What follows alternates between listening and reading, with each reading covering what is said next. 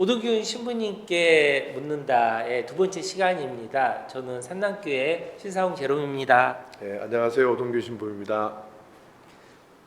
제가 성공회 예배를 처음 드린 거는 21년도 21년도 4월 달이었습니다. 이제 온라인으로 처음 드리면서 이제 이 산남교회 온라인 예배를 통해 성공회 예배라는 것들을 처음 접하게 됐는데 기존 개신교랑 좀 많은 부분들에 대한 낯섦들이 있었던 부분들이 있었는데 그 중에 조금 생소했던 것 중에 하나가 그 죽은 이들을 위한 기도라고 하는 부분들이 좀 있더라고요. 그렇죠. 그래서 저희도 뭐 전통적으로 개신교에서 추도 예배가 있고 뭐 이러다 보니까 추모한다는 의미에서 크게 뭐 거부감이 있던 건 아니지만 그래도 전례 안에서 죽은 이들을 위해 따로 이렇게 시간들이 있을 만큼 어떤 성경적인 배경이나 뭐 의미들이 좀 있을 것 같아서 그 부분들에 대한 어떤 건지 좀 궁금합니다.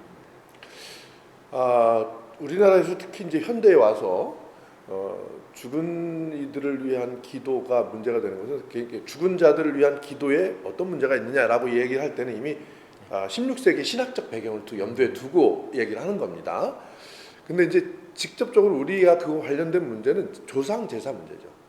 사실은 개신교회가 한국에 와서 한국의 천주교도 마찬가지지만 한국의 개신교회는 한국 사회가 가지고 있는 독특한 가족주의, 가족 개념, 가족 문화, 그 대가족 문화, 죽은 조상까지 한 집안의 가족처럼 살아가는 이 동양, 특히 한국의 그런 가족 문화와 아주 굉장히 심한 갈등을 겪을 수밖에 없었습니다. 그게 바로 이제 조상 제사의 문제입니다. 조상 제사의 문제는 한국 사람들에게는 효도하는 거예요. 그러니까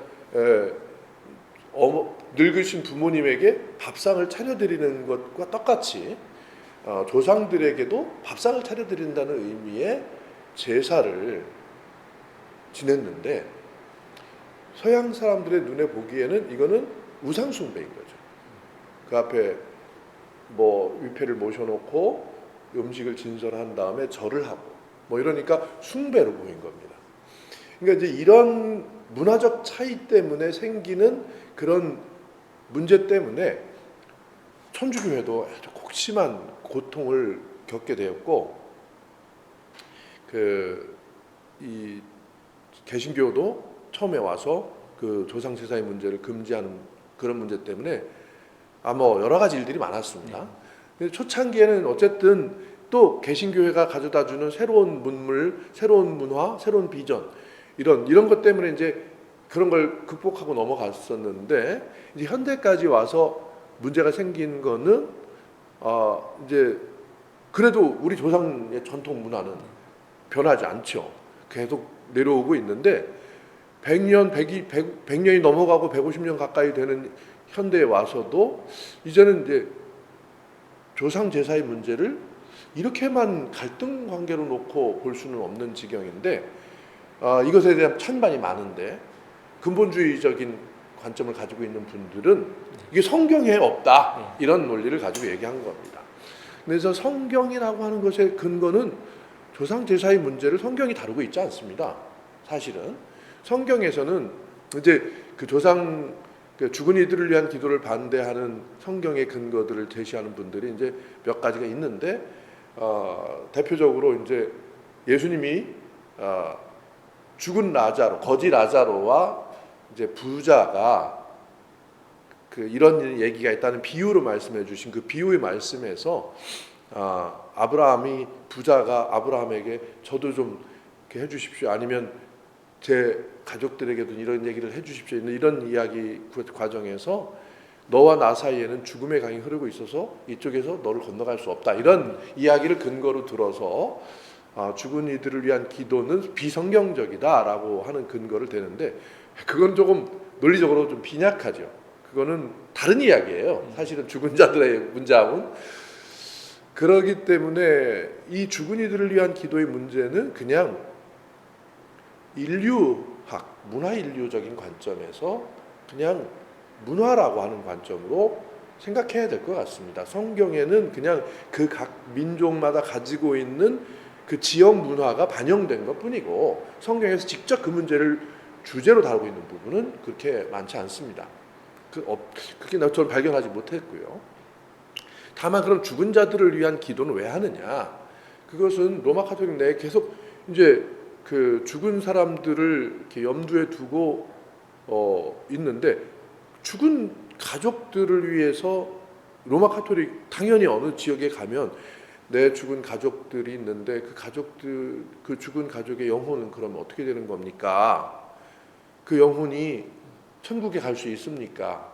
왜냐하면 내가 지금은 존재하지 않지만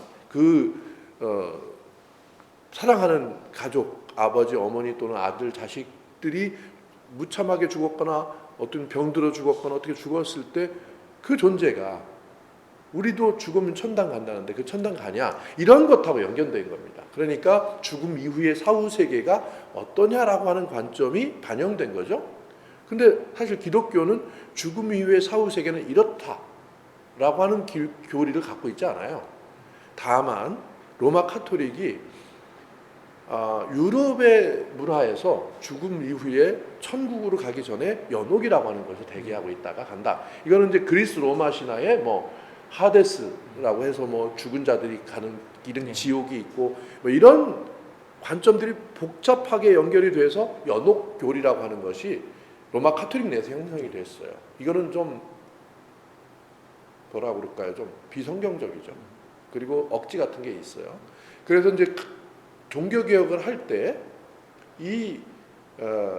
이 교리의 근거에서 제일 큰 문제가 뭐냐 하면 죽은 사람들이 재산을 교회에 바치는 거죠. 네. 그 챈트리라고 하는데 그래서 죽은 자들의 재산을 교회에 바치는 전통이 생겨났고 그럼 그것까지 문제가 안 되는데 이 죽은 자들을 위한 미사를 드려주기 위해서 카톨릭 신부님이 가난한 사람들의 많은 고열을 빨아먹은 그런 일들이 많이 있었던 겁니다. 그리고 그것으로 아주 못되게 협박도 많이 했고요. 그러니까 이것에 대한 불만이 종교개혁에 죽은 자들을 위한 기도가 교회를 부패시켰고 그것은 여러 가지 연옥교리나 이런 소위 성경적이지 않은 이야기들로 구성되니까 이거는 배격한다.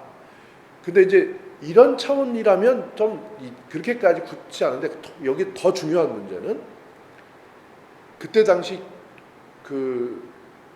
이 유럽의 기독교회가 종교개혁을 하면서 교회를 이렇게 생각한 것은 왕국이었습니다. 그러니까 기독교 왕국 체제라고 하죠. 그러니까 기독교 국가, 기독교 왕국인데 우리가 구원받는 것도 하느님 나라도 이 기독교 왕국처럼 생각한 거예요. 지상의 기독교 왕국인 거예요.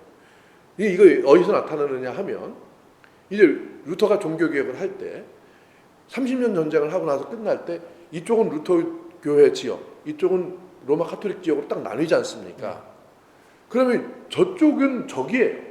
종교적으로.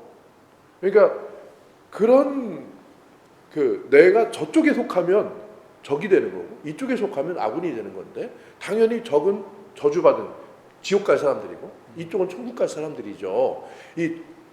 기독교 왕국적인 차원에서 볼 때 죽은 자들이 저쪽에 가서 죽으면 어떡하냐 라는 관점들이 있었던 겁니다. 그러니까 이 문제가 너무 혼란을 일으키니까 개신교 진영에서는 이것은 비성경적으로 배척을 한 것이고 반면에 로마 카톨릭 내에서는 그냥 이것을 전통으로 그냥 유지했던 것에 불과한 겁니다. 그때 당시는 굉장히 중요한 문제였어요. 구원이라고 하는 문제가 결국은 적군에 속하느냐 이쪽에 속하느냐 이런 관점으로 진영으로 나누어지는 것으로 생각했기 때문에 그렇습니다. 근데 지금이야 누가 구원받는 문제를 진영으로 문제를 생각하겠습니까? 근데 지금도 그 진영 문제를 생각하죠. 이단에 잘못 들어갔다가는 이단에서는 니들 거기에 있다가는 그건 멸망받는다, 지옥 간다. 또 이쪽에서는 이단에 빠지면 지옥 간다. 근데 이런 논쟁이 현실에서 일어나는 가장 근본적인 배경에는 천국을 마치 지금의 정치 질서랑 똑같이 보는 거예요. 기독교 왕국적으로 보는 거죠. 근데 이런 관점은 이미 근대 국가가 만들어지면서 이미 무너져 내린 세계관이에요. 근데 그거를 종교가 그냥 그대로 갖고 있기 때문에 이제 사실은 현실을 제대로 반영하지 못하는 교리가 된 거죠. 저는 그렇게 봅니다. 그래서 죽은 자들을 위한 기도는 그냥 우리의 아직도 남아 있는 대한민국 사람들의 문화를 대변하는 그 죽은 조상, 죽은 가족들을 기억하는 기도인데, 이것을 이제 성공회는 이걸 기도서에 반영을 해서 추모의 방식을 하느님에게, 이걸 조상에게 예배하지 말고 하느님을 예배하는 것 안에서 조상을 기억하는 기도를 해라. 하느님께 조상들의 영혼을 위해서 기도를 해주는 거죠. 근데 그건 영혼을 위해서 하느님한테 뭐 이렇게 뭘 드리는 게 아니라 그 무슨 그 촌지를 드리는 게 아니라 이거는 다만 우리가 조상을 기억하고 그분이 이런 분이었다라고 하는 것을 기억하면서 그분이 하느님 안에서 한 가족이 되기를 바라는 마음으로 살아있는 자들이 기도를 하는 거죠. 그렇게 이해를 해주는 것에 큰 무리가 없는데, 사실은 16세기 교리를 갖다 대면 어떤 얘기든지 되지가 않습니다. 그럼 안 하는 거예요. 그러면 안 하는 것은 결국은 문화 파괴가 되죠. 그래서 상당히 많은 문화가 파괴됐어요. 근데 지금은 이제는 사실은 죽은 자들이 우리 살아있는 공간에서 너무 멀리 떨어져 있다는 게 문제가 됩니다. 사실 지금은 우리나라에서는 그 장례 식장 하나만 들어와도 죽음을 무릅쓰고 반대하잖아요. 결사 반대. 죽음을 무릅쓰고 반대한다는 게, 이거는 있을 수 없는 일입니다. 사실은 죽은 자와 산 자가 한 동네에 같이 있어야 돼요. 어디를 가도 어느 도시를 가도 죽은 자를 위한 공간이 있어야만 우리 살아있는 사람들의 인생이 어디를 가고 있다라고 하는 걸 이렇게 이야기해 주는 거거든요. 저는 교회가 그 일을 해야 한다고 생각합니다. 보통 이제 죽은 자를 위한 기도라고 했을 때 말씀하셨던 것처럼 뭐 연옥교리라든가 또 면죄부나 뭐 이런 부정적인 이미지들이 조금 많아서 그래서 이제 여쭤봤던 거였는데, 아까 말씀하시는 중에 사랑하는 사람을 잃은 이들에게 그것이 얼마나 위로가 될까라고 하는 그 관점에서만 보는 거죠. 네네, 또 말씀하셨던 결국 죽은 이들과 함께 죽은 자들을 기억하는 삶들 속에서 저희들의 방향들을 볼 수 있다라고 하는 부분들의 말씀들이 조금 더 그 시간들, 죽은 이들을 위한 기도의 시간들에 대한 생각들을 조금 더 제가 이렇게 바로 잡는 그런 느낌이 듭니다. 네, 오늘 시간 내주셔서 너무 감사드리고요. 저도 감사합니다. 이제 또 다른 질문들로 네. 또 이제 자주 이렇게 좀 찾아뵙는 시간이 있었으면 좋겠습니다. 네, 사실 뭐 엉뚱한 질문들도 얼마든지, 사실은 좀 우발적인 데에서 진리가 반짝 빛나는 거거든요. 사실 인간은 되게 한계가 많잖아요. 우리 인간이 모든 걸 다 할 수 없는데, 하나님 우리를 사용하실 때는 언제냐면 노래할 때나 우발적으로 갑자기 하나님이 탁 이렇게 터트려 줄 때가 있거든요. 사실은 코미디를 볼 때도 그런 게 많은데, 그런 것처럼 진리도 코미디 같습니다. 재미있게 진리를 다뤘으면 좋겠습니다. 말씀 감사하고요. 그러면 다음번에 또 다른 질문으로 다시 뵙겠습니다. 다음에 또 뵙겠습니다. 네, 감사합니다. 안녕히 계세요.